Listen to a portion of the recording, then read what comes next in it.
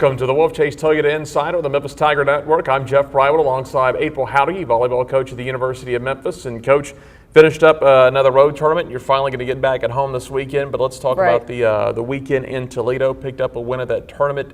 Overall, in that tournament, give us your thoughts. How do you feel you played out there? Again, every weekend is about making steps forward and progressing. You know, we're not going to beat around the bush. Obviously, we're not pleased with the position that we're in right now, but we're trying to preach to the girls that we're all in this together and let's move forward. You know, and we did, again, we're seeing some really good individual performances in certain areas, and what we're looking for is that team cohesive performance and to keep building upon, you know, our top players and just add in those roles so that we can keep competing as a team and keep getting better. You started off Friday a 3-run loss to Toledo, the host team. Talk about that match. They had a great home environment. You know, I have to give them that. I know that's why they scheduled us as a marquee match in the tournament. You know, they had a big crowd. They had the band playing there, and in that first set, we could barely hear ourselves think.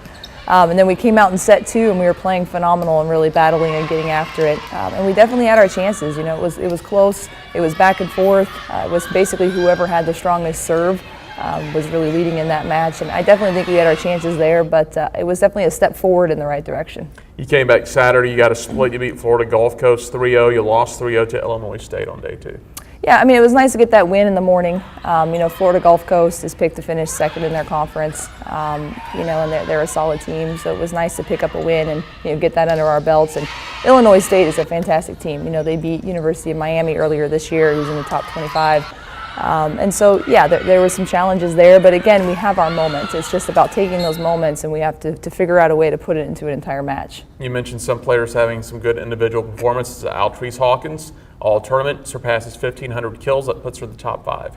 It does, and you know, we know it can't all be about Altrese. You know, she can leave the match and have 20 kills, and we could still lose the match. So we know we have to add other things to that. But at the same time, she's our big gun.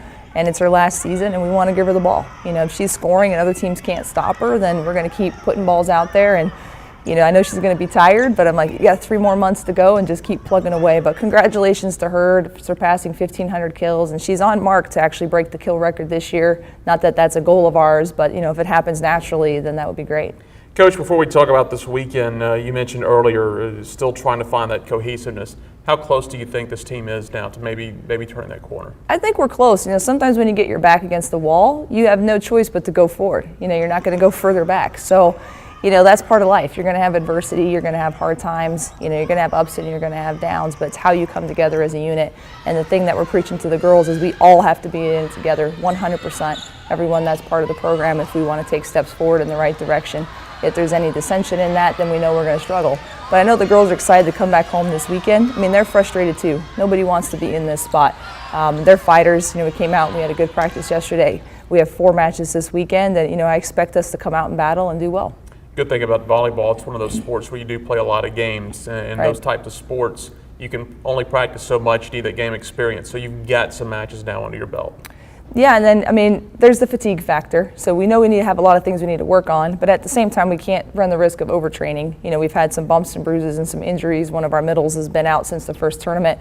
So we're down to 2. You know, there's only so much they can do in practice before they're physically exhausted.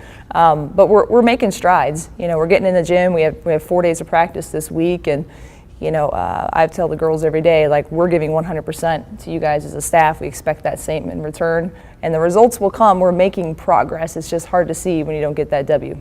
Well, you mentioned you're back home, so you're back on your own floor at the Elmer Rowan Fieldhouse this weekend for the Invitational. You've got 4 matches. Friday you'll play Illinois Chicago at noon, then you'll have Belmont at 7. Saturday you have 2 matches again, Alabama A&M and Louisiana Lafayette. Talk about how this Invitational sets up for you. It's very similar to our first tournament. Which is it's teams on par, and you know, we have to play to be able to win. You know, all solid teams coming in here. I'm excited for the matchup with Belmont, sort of in-state rival. They have a few kids that are from Memphis on their squad, so you know, that'll be exciting. But really, we know it's still about our side of the net and finding that click. And I hope this weekend, you know, we definitely can do that. Other than the tournament, you do have Conference USA play opening up here pretty soon, I believe next Friday. So that's a chance for a lot of teams trying to find themselves to kind of wipe the slate clean. So you want to have a strong finish, get some momentum, then you just start conference play. And conference is different this year because you have that conference tournament coming back into the format instead of just the regular season champion getting the at-large bid. So there's something to play for Doesn't matter if you're undefeated or Exactly. struggling a little bit. Exactly, and you can look across the board in the conference and see where people are at with their schedule and what place they're in, sort of, but it doesn't really matter.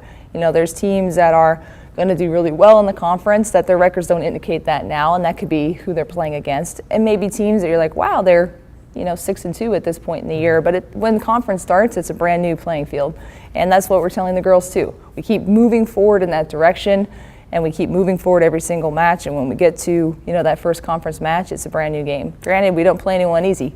We open up with Rice, and they're a fantastic team, but I think the girls are still excited about what we can do. Well, we want to encourage the fans to come out this weekend at the Elmore Fieldhouse. That would be great. Coach, best of luck this weekend. We'll get into conference play next week. Thank you. That is head coach April Jauregui. I'm Jeff Brightwell for the Wolfchase Toyota Insider on the Memphis Tiger Network.